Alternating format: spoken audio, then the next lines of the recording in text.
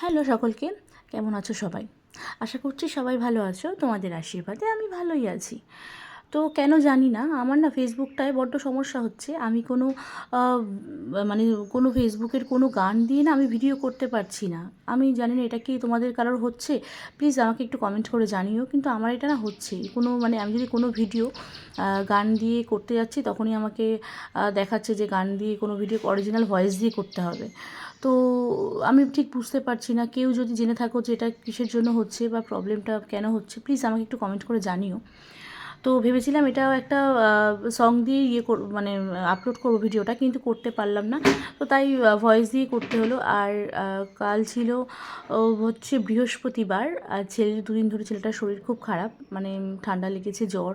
আর জ্বর হলে ঠান্ডা লাগলে মুখে সাধারণত তো আমাদের খাওয়ার সেই রুচিটাই থাকে না। তো ছেলেরও দুদিন ধরে সেভাবে খেতে পারছে না। তারপরে গলা ব্যথা, ওর মানে একদমই কিছু খেতে পারছে না।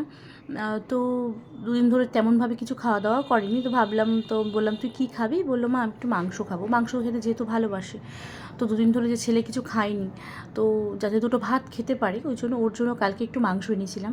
তো ওই মাংস এনেছে, ও কিন্তু মাংস খেতে খুব ভালোবাসে, কিন্তু সে তেমনভাবে না, মানে সেরকমভাবে খেতেই পারছে না, মানে গলায় ওর প্রচণ্ড ব্যথা, ও খেতে পারছে না।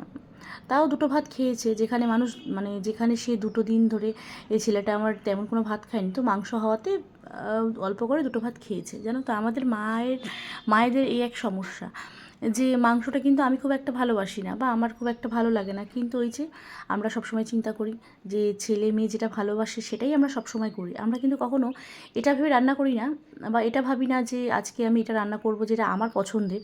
হতেই পারে সেটা আমার পছন্দের, অথচ বাড়ির কেউ খায় না, অথচ সেটা কিন্তু আমরা কখনো করি না। কারণ আমাদের কাছে ফার্স্ট প্রায়োরিটি হচ্ছে আমাদের ছেলে মেয়ে, আমাদের হাজবেন্ড, আমাদের ফ্যামিলি।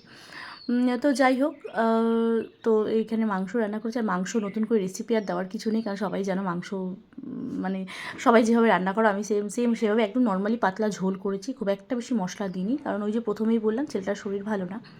তো ওই জন্য একদম হালকা পাতলা ঝোলই করেছি, মাংসের ঝোল। আর বরমশাই এরকম ঝোল খেতেই ভালোবাসে। তো টাটা, কেমন লাগলো তোমরা অবশ্যই জানিও।